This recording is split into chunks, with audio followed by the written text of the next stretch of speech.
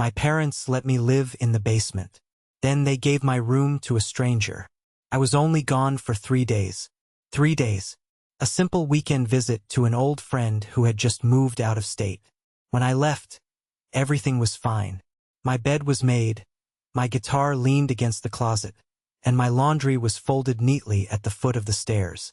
The basement was musty, sure, and not exactly spacious, but it was mine. My parents had said I could stay there while I got things in order. They said I had time. When I pulled into the driveway, I noticed a car I didn't recognize.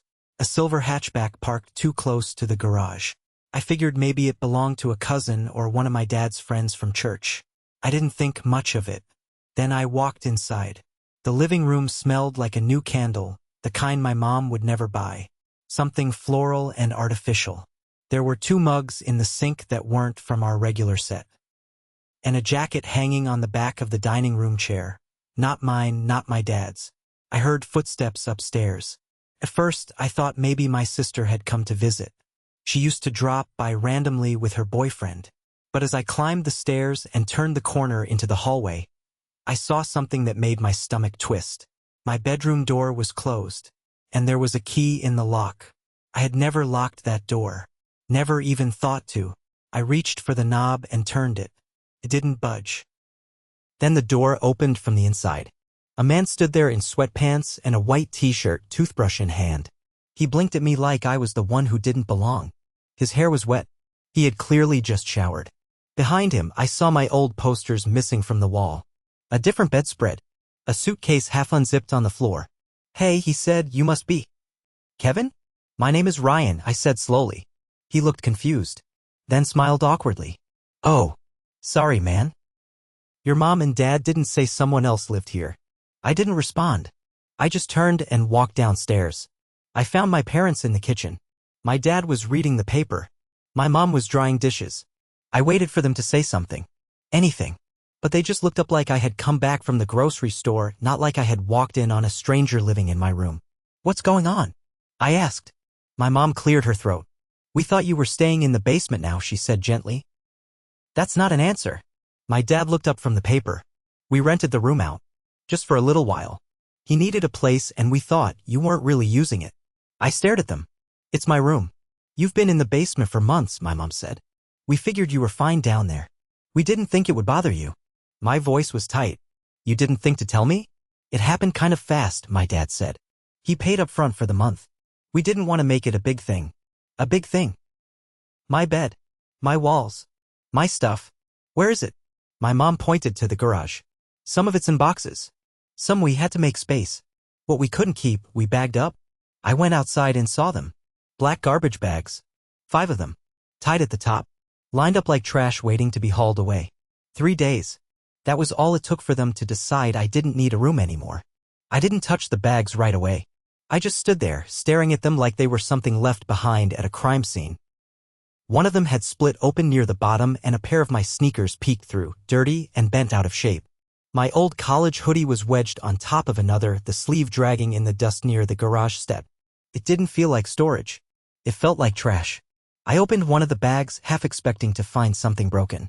Inside were a stack of my books, a few cracked picture frames, and a small box I used to keep letters in. My letters. From friends, from my ex, from people who mattered. The lid was off, the pages bent, some smeared from water damage. They must have tossed it all without looking. I went back inside. My parents were still in the kitchen, pretending to clean things that were already clean. I walked to the table and sat down. "So who is he?" My mom paused. "His name is Trevor. He's the son of one of your father's co-workers. He just needed a place temporarily. We thought it would be fine." "Fine for who?" She glanced at my dad, who kept his eyes on the newspaper.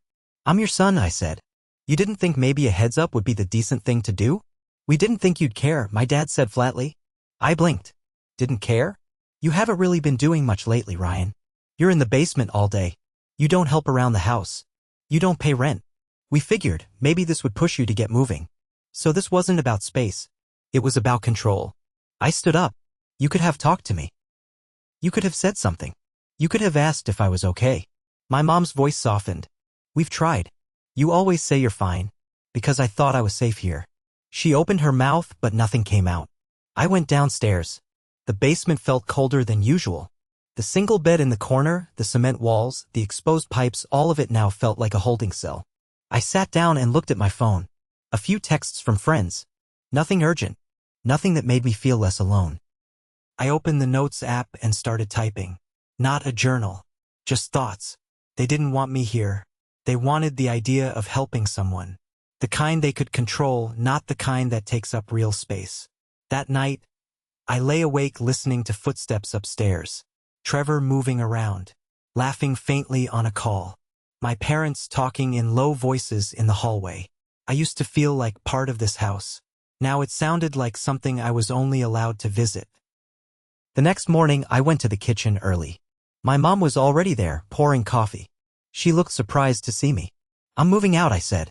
"Ryan, not for a few days. I'll figure it out. But I'm not staying in the basement while someone else lives in my room." She didn't argue. Just nodded slowly. I walked back down to pack the only space I had left. And for the first time in a long while, I realized something. Sometimes the people who say they love you will still throw you out like a bag of old clothes the moment you stop being convenient. I didn't have much to pack. Most of my stuff had already been boxed or bagged without my say.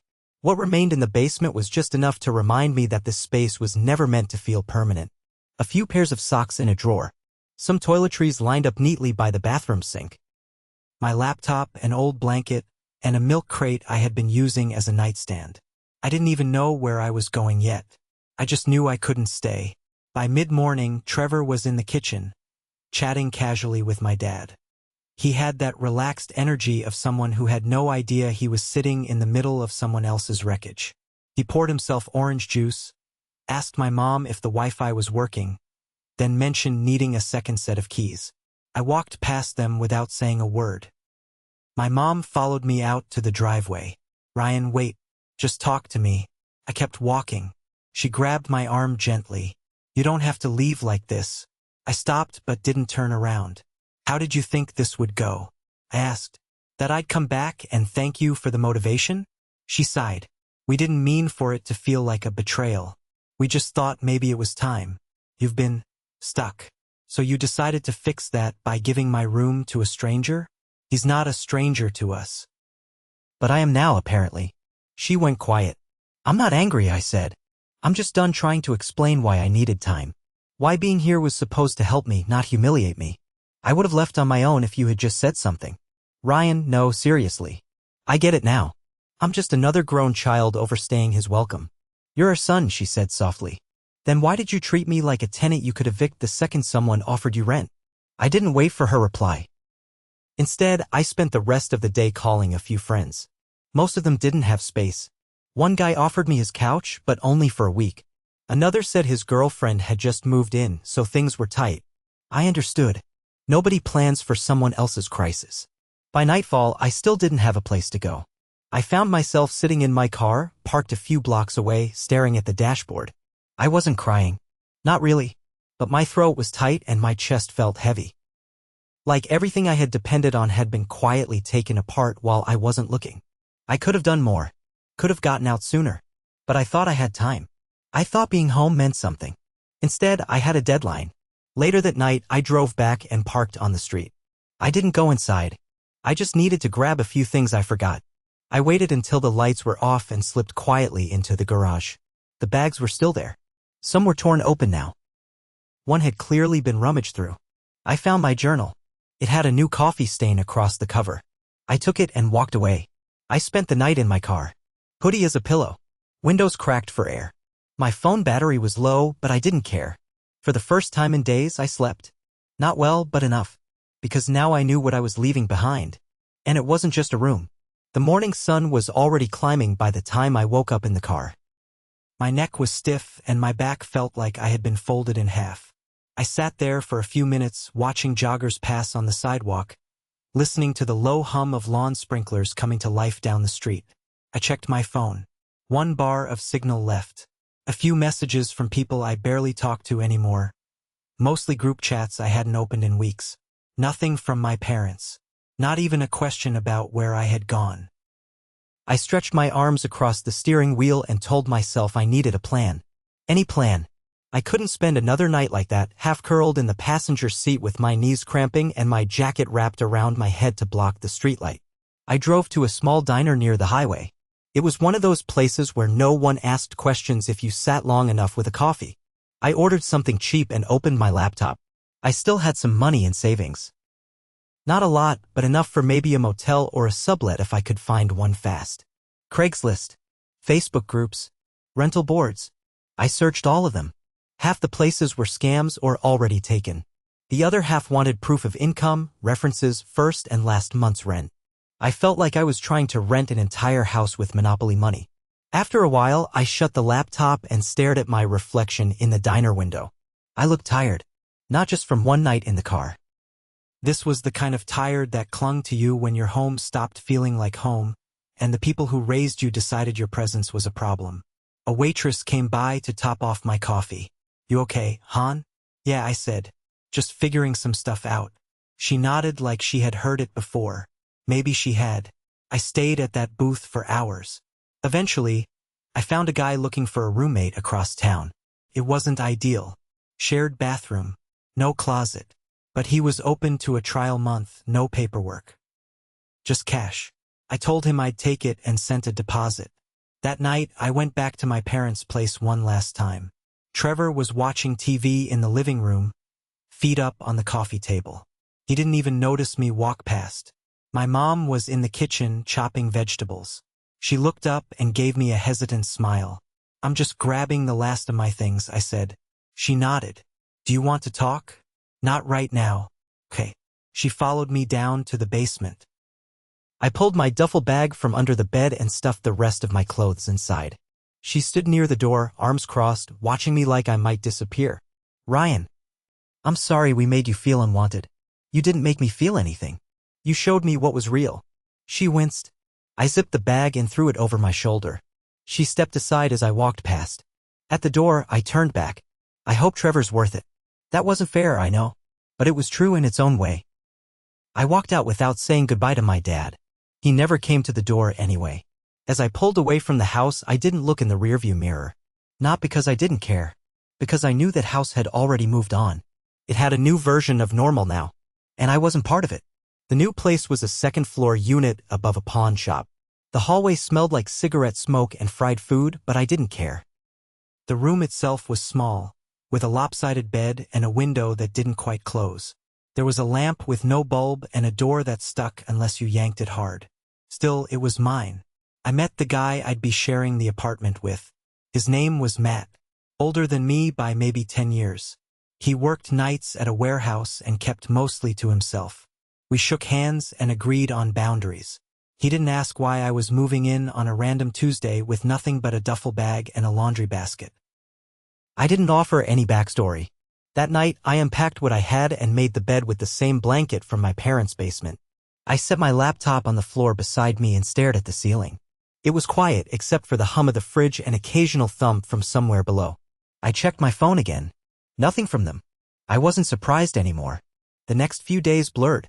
I started looking for work closer to this side of the city. Picked up a few shifts at a cafe just to keep money flowing.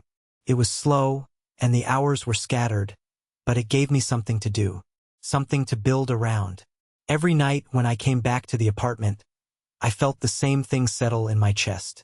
Not sadness, not even anger, just a kind of ache, like someone had left the door open in the middle of winter and forgotten to shut it. Then, on Friday night, I saw a post on social media. It was a photo. My family. My parents, my sister, even Trevor, all standing together at a barbecue in the backyard. The same backyard I used to mow every summer. The caption read, "Family night." Family. I stared at that word. I wasn't even tagged. I zoomed in on the background. The table had new chairs. The grill was the same one I had helped assemble 2 years ago. The lights strung above the deck were glowing like nothing had ever gone wrong. They looked happy, not missing anyone. I turned off the screen and set my phone face down. It wasn't just that they rented out my room. It wasn't just that they moved my things without asking. It was how easily they replaced me. Like I had never been part of that picture to begin with. Later that night, Matt knocked once and peeked into the kitchen. "You good?" he asked. "Yeah, just tired." You want a beer? Sure. We sat in the living room for a while, watching some bad reality show. He didn't ask questions and I didn't talk much. But it helped. Just sitting with someone who didn't expect me to explain who I used to be. When I went back to my room, I wrote a message to my mom. It wasn't angry. It just said, "Hope you're doing okay. I'm settling in." I stared at it for a long time before deleting it. Not because I didn't mean it. Because I knew she'd read it and feel guilty for a second, then move on. Just like they always did. I lay down on the creaky bed and stared at the ceiling again. This time, the silence didn't feel as heavy. Because now I knew that I didn't need permission to start over. I just had to stop waiting for people who had already let go. The next week passed without much noise. I worked a few more shifts at the cafe, picked up an extra closing shift from someone who got sick, and finally started sleeping through the night. Matt and I kept to our corners of the apartment. No drama, no expectations. Just two people coexisting without judgment. I didn't hear from my parents. Not even a check-in. Not even a message to ask if I had found a place. And honestly, it started to feel better that way. The more distance I put between us, the clearer everything became. Their silence said more than any long apology ever could. It wasn't that they didn't love me. Maybe they did in their own way. But they had their version of love. The kind that fit neatly into their needs and schedule. The kind that made room for you when you were successful, quiet, or convenient. And I wasn't any of those things lately. One afternoon, while I was sorting cups behind the counter, my phone buzzed in my pocket. I took a glance between customers. It was my sister. "Hey, just wanted to let you know Trevor's moving out." I stared at the screen. Not hi. Not how are you. Just that one sentence. I typed out a reply, then deleted it. I did that 3 times. In the end, I just left it on read. I didn't care that Trevor was leaving. I didn't even care why. I wasn't going back. That house didn't feel like mine anymore. Even if they emptied my room and scrubbed the walls clean, it would still smell like betrayal. That night, I finally opened one of the last boxes I had brought from the basement. It held random junk. Some old books, a cracked mug I used to keep on my desk, a few notebooks. In one of the notebooks, I found a letter I had written 2 years ago but never sent. It was a thank you note to my parents. I had written it after they offered me the basement space. It was full of hope, full of guilt. I had just lost my job back then, and they had told me not to worry, that I could take time to figure things out. I wrote about how much it meant to me, how lucky I felt to have a family that stood by me. I read it slowly, line by line, like someone reading the diary of a stranger. I almost didn't recognize myself in it. I folded it back up and put it away. The next morning, Matt knocked on my door. "Hey man, you want to hit the thrift shop later? I need some new pans and maybe a lamp." I paused for a second, then nodded. "Yeah, sounds good." We spent the day picking through shelves of forgotten things. I found a new coffee mug with a chipped handle and a battered desk lamp that still worked. I even bought a second blanket.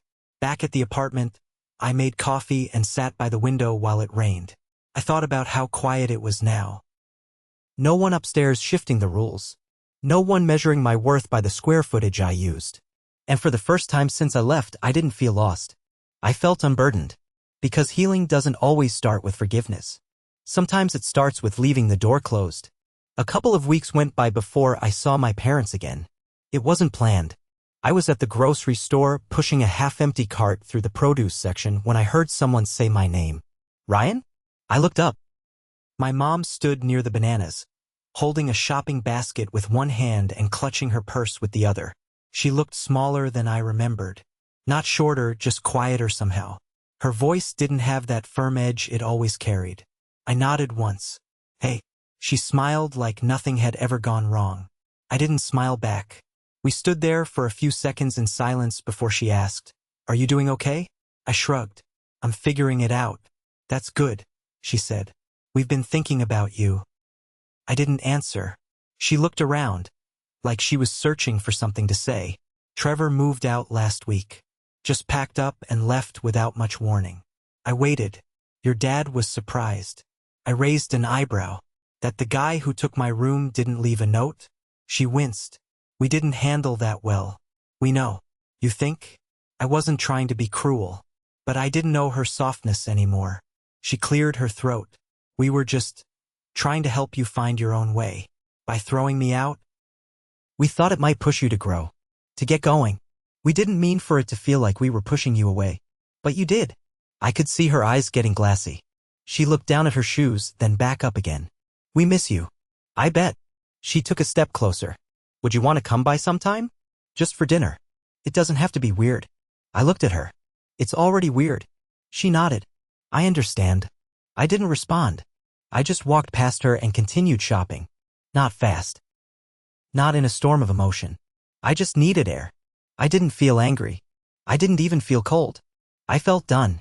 At home later that night, I told Matt about it. He was eating pasta straight out of the pot with a fork and listening like he had been through worse. You going back? No. Good. He handed me the fork. Eat.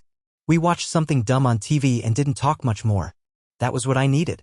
No long explanations. No unpacking of old wounds. Just space. The kind of space I never really had before. Later, lying in bed, I thought about all the versions of myself I had tried to be. The good son, the quiet tenant, the grateful guest, and none of them had been enough to make someone say, let's keep his room safe. I started to wonder what my life would have looked like if I had left sooner, if I had trusted my instincts instead of hoping my parents would change. But regret was a heavy thing, and I had carried enough of it already, so I closed my eyes and breathed into the quiet. I was still broke, still starting over, still sleeping in a room that barely held my belongings. But it was mine, and nobody could take it from me without hearing me slam the door on my way out. A month later, I got a letter in the mail. Not an email, not a text. A real envelope, hand-addressed, no return name. I knew the handwriting before I even opened it. It was from my dad. Inside was a folded piece of lined paper, the kind I used in school. The message was short. No greeting, no warmth, just 5 sentences. We know you're upset.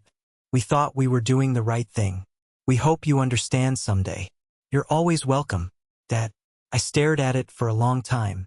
The words felt flat, mechanical, like something someone writes when they want to feel like they tried, even if they didn't mean it. No apology. No acknowledgement of how much they had hurt me.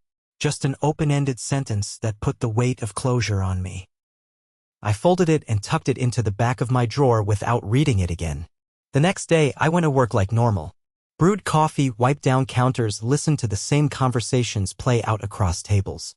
An older couple talked about retirement. A college student cried quietly over a laptop. Life moved in loops. Nothing stopped just because you were grieving something only you could see. On my lunch break, I sat outside with my sandwich and looked at the people passing by. Everyone seemed to have somewhere to be. Everyone looked like they belonged to someone. It made me wonder how many of them were pretending to be okay. I pulled out my phone and opened a blank note.